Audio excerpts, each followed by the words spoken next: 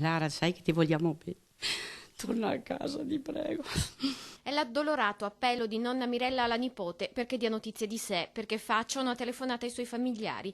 Siamo a Santa Lucia di Piave, nella casa che ha visto crescere Lara fino ai suoi 20 anni. Mamma, nonna e zii non vedono più la ragazza dal 13 luglio, quando alle 7 del mattino venne accompagnata alla stazione di Mestre. Il suo treno avrebbe dovuto raggiungere Montecatini, dove l'attendevano altri 2 mesi in una comunità. L'ho fatta tornare in comunità per consiglio anche della comunità, che mi hanno detto di non tenerla qua. Invece lei si è persa per strada. Il rammarico di non aver trattenuto la ragazza, il dispiacere per le sue sofferenze, l'ansia di non sapere se stia bene davvero. Non so con chi è, non so cosa fa, so che non ha soldi.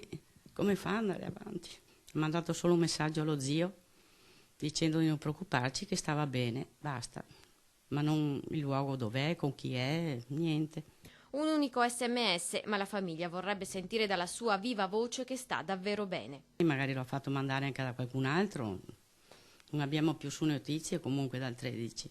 E così giovedì scorso la formale denuncia ai carabinieri della stazione di Codognè, in attesa che Lara si faccia viva da sola. Ho detto che torni a casa, ne parleremo, troviamo una soluzione. Intanto a Povegliano un'altra famiglia attende notizie. Sandro Rossato, 18 anni, manca dalla sua casa di via Roma da giovedì.